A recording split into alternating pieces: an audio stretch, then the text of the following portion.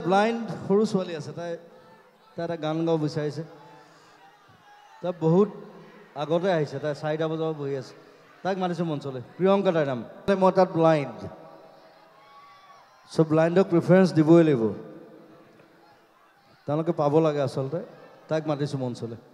Priyanka